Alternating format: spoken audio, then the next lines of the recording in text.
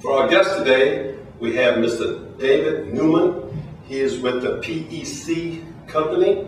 I'll let him get involved to tell you what he actually does. And we also have Mr. Glenn Coleman here, and he's an instructor for ISCS.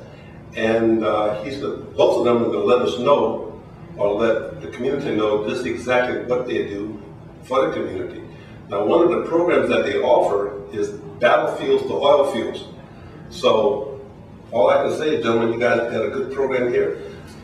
Dave, how you doing, my friend? Pretty good. Glenn, looking pretty good, man. All right, thank you, sir. Well, look, let's start off with you, David. Just exactly what is PEC and what you guys bring to the table? Well, PEC's been around for about 20 years, roughly. We've been working with safety in the oil and gas industry. A lot of safety training, housing a database that keeps up with all that training, and creating matrices and a lot of complex stuff for operators and contractors to kind of communicate their safety levels with each other. Yeah. For about the past 12 years, we've had a partnership with South Central Louisiana Technical College, and we've been running a program that's 9 days long with the Workforce Commission in Louisiana, and we've been putting guys through that program and helping them find jobs. So this is something we're been doing for a while. We have the experience, and now, as of most recently, we've created this 5-week training program to help veterans, seek employment in the oil and gas industry. I went through, and I had a lot of issues myself when I got out with finding a stable job that I could support my family under. And so I was given the opportunity to have some insight and help them kind of shape this program to really help these guys get the training they need and then go out and get jobs and be able to live the life that veterans should be able to live. Yeah. Well, that's good. And I also know that it's not just here. Well, I know you're out of Houma, Mandeville, but how many different places? Well, we have different locations. We have PEC certified instructors nationwide. Okay. However, we're running this program specifically out of Morgan City right now. Okay. And we're looking at moving it nationwide in the future. We're working towards that, and we don't want to take on too much at one time. We want to make sure that if we say we got 20 veterans, we get 20 veterans jobs. We don't want to take 80 veterans in and get 20 veterans jobs. We want to make sure we That's fantastic. You more or less really want to guarantee the veteran that if he walks in this door, that when he walks out, there's a good chance he will have a job. Absolutely. We give them the tools they need for success. They just have to utilize those tools. We have the career counselor, Sarah Tallison. She helps them build their resume. She does aptitude testing with them. She does IQ testing and really kind of figures out, a lot of these guys have no idea what the oil and gas industry even is. They just think of some, big brother. They go offshore, really. Yeah. They don't understand that there's supply boats that go bring stuff out to the rigs. There's, the piping, casing. There's so many different aspects going on. Kind of like, you have all these different functioning parts, like in the military. Yeah. And they don't grasp that. Again, it's that offshore concept that they see. So she helps them find out what they're good at, what they've done in the military, and compare that to what there is out there to get that transition. I know, like I was just reading your brochure when I mentioned it on TV on Channel 3, that the battlefield to oil fields, more or less, in this 5-week training program, you offer them over 50 training and certifications. Yeah. Usually most guys don't even have 5. Yeah. But here you are offering 50 or more, So, and looking at the different types of training and certifications you have, I'm just amazed at what you're really offering. I mean, getting involved even with the national, what is it? National Safety Committee. National Safety Committee. Homeland Security. Yeah, you're involved with that. I mean, so I'm saying there's a lot of information that you guys bring to the table for the average veteran out there who want to take advantage of this. And of course, we're talking about offshore. We're talking about certification in the oil and gas industry. It's not just offshore. I mean, you got land, gas, and oil all over the place. Yeah. So it's not. So once you have it here, you may not strictly want to go offshore, but like my next door neighbor, I mean, he was going 30 days going to Wyoming, back and forth. So I mean, it's not just offshore 7-7, 14-14, or they have to go international, go do 30-30, you know. Although my friend has a passport and talk 5 languages and stuff like that. But what you guys bring to the table is fantastic. I mean, I couldn't afford to pass this up at all, you know. And especially when I got involved with Glenn here, and since he's one of the instructors, whenever you were in front of a class, what's the largest class that you get involved with? Well, we try to keep the student-teacher ratio to about 12 to 15, depending on the subject. Okay. And the class that with the battlefield to all field, like David was talking about, we started with that pilot course, you know, and that's why we did it in the Morgan City area, because that's where we had a majority of our resources. So we still in the infant stages, but it gives us an opportunity to coordinate, you know, with the post-GI Bill and GI Bill, know how to interlock both of them to where when the veteran does come, because they don't have the education they need and how to do it, we can attach them to someone that'll walk them through the process. Okay. So it's, you know, we look, like David said, we're nationwide. We look to expand, but we want to make sure we build a good foundation, and that's what we're doing now. Part of the foundation is the awareness level, and that's why, you know, we really appreciate you coming out here and giving us the opportunity to spread the word. Well, when it comes about spreading the word, when you get involved with veterans, I'm up for anything, you know. Yeah. I'm not gonna go across the line for you know, being illegal, but I do cause some controversy every now and then. There you go. But as far as for you guys, from what I know, since I did make that one presentation just this past Tuesday, that I've gotten several calls and they want to get involved. And one guy said, well, look, I'm not post-11. I said, well, I don't know about using the GI Bill, but maybe you can still go through it. So I am getting a response, okay? And especially one of them said, yeah, you also worked offshore. I said, yeah, I did, you know? So just letting them know, you know, just because you are in a Pacific area, you can always change careers. I mean, you know, this is just something that's new that's coming out with you guys.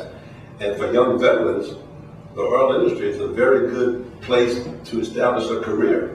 Absolutely. And, you know, they're going to move up a lot faster than anywhere else, because, you know, about 50% of the people who are currently working in that, you know, in the oil and gas industry, you know, their time is coming, and they're getting ready to get out, and they're tired of doing it. They've been doing it for 15, 20, 30 years. They're looking for a change of pace. Exactly, and you know, just like in the military, we do 20 years, we get out. So it's you know, providing them that opportunity to be able to excel as they put their efforts forward. Yeah, I like the way you said that, you know. I'm in that age bracket where I'm leaving. So I've got a replacement, you know, some kind of way. But all I can tell people is that the way things are going in our society today, it's getting a little bit more difficult to say, I'm going to stop working when I'm 65 or 66. You're out there hustling every day now, you know, regardless of what age. Yeah. And especially for young veterans getting out of the military. A lot of them don't have any direction upon what it is they want to do, or they may say they want to go to school, but do they have the background to get into college? And because usually a lot of them, after about the second semester, they kind of drop out because the curriculum is really hard as far as they're concerned, but they're not into that that type of training. But in the military, you can actually develop a good career with enough experience. And whenever you do decide to get out, you can come out and an employer is willing to look at you because you know, or rather they know that you are disciplined, you have taken orders, and in some cases you have given orders.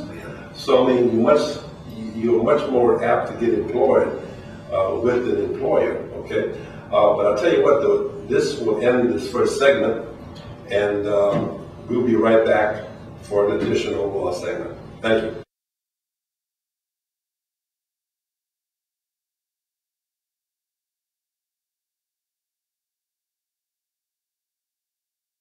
We're back, and for this segment, I'd like to talk with Glenn here.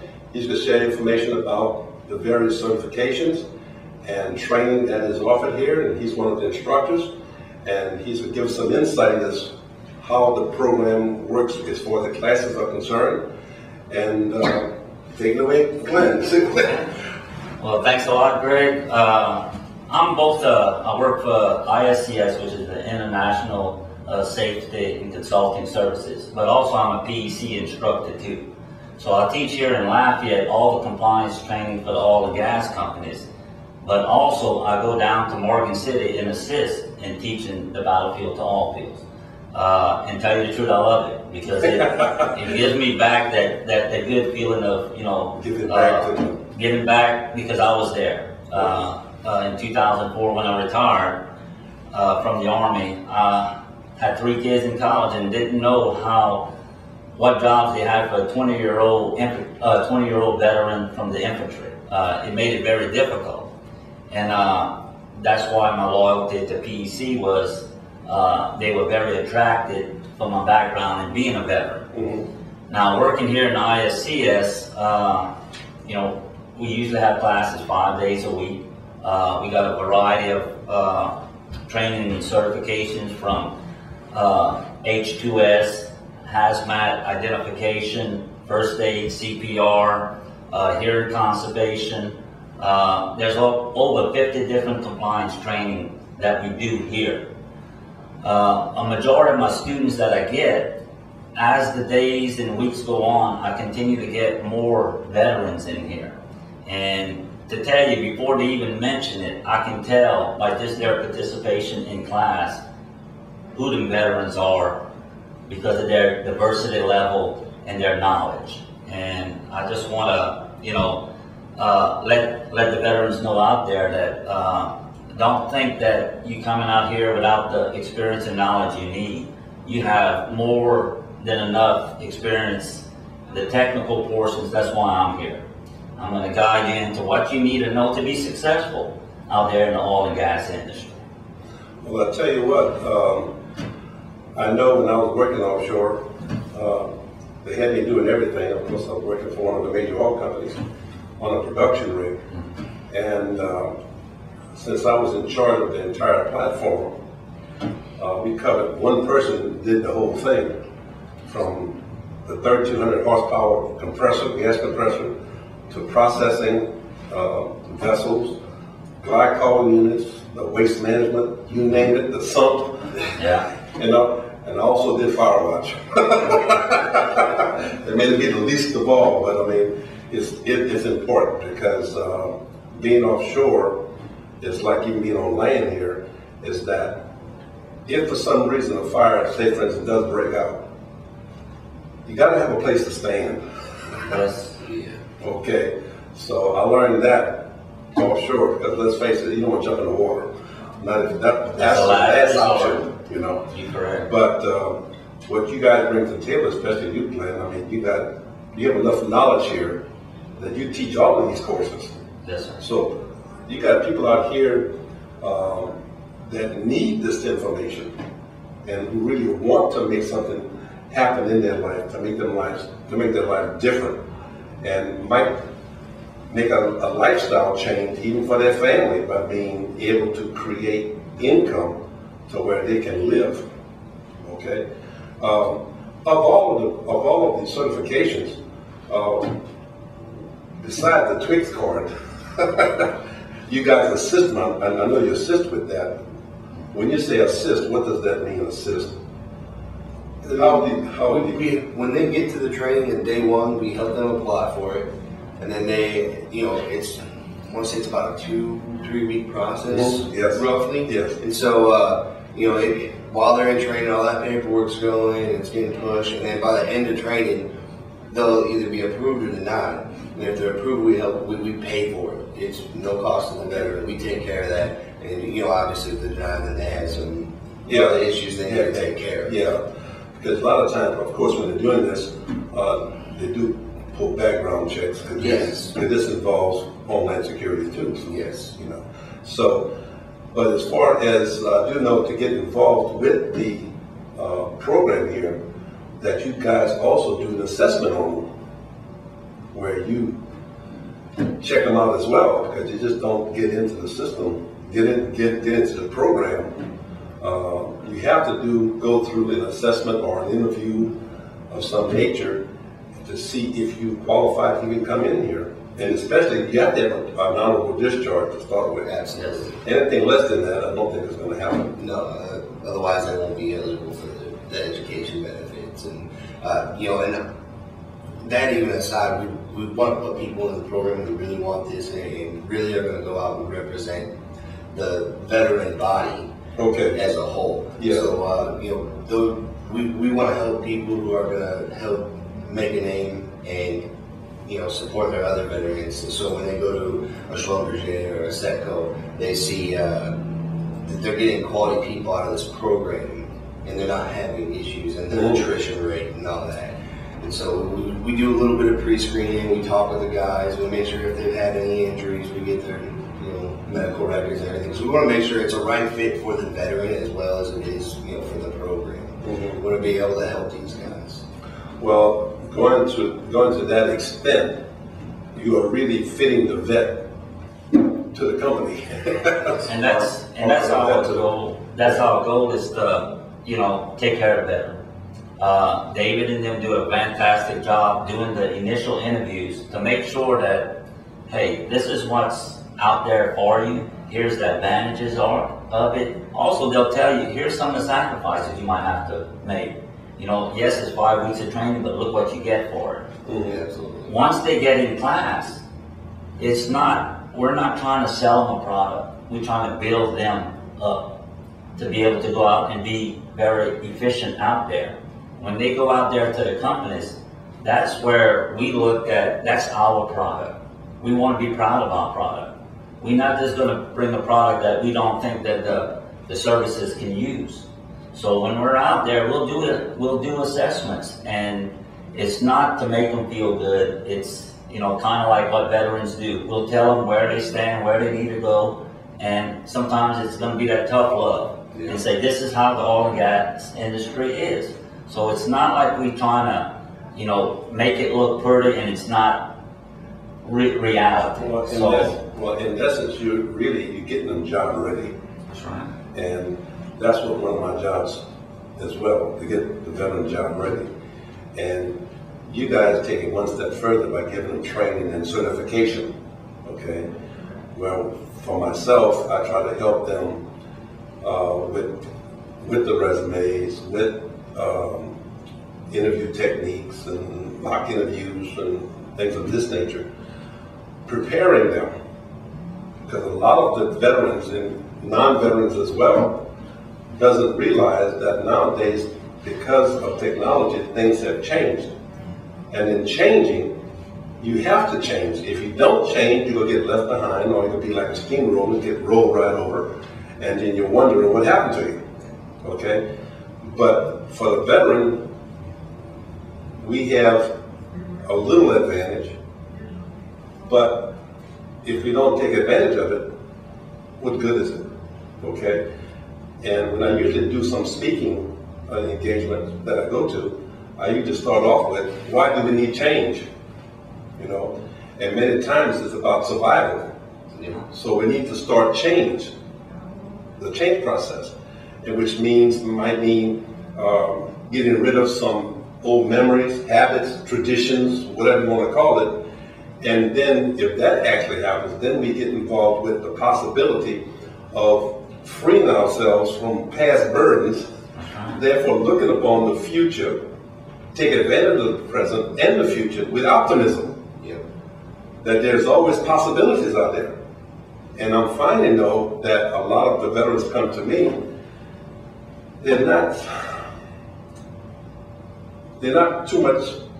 very optimistic, because the way the economy is going, you can say the economy is good right now. It's not that good, But I do know one thing, that you guys do a great service to the community.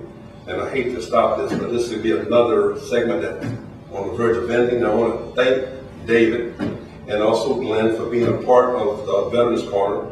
And I know they will be back with us because I want to push this as much as possible. So, David, my friend, thank you for coming on board. Thank you for having Glenn, Thank you, I'll see you soon, hopefully. Yes, sir. So, just have a good day. Bye-bye.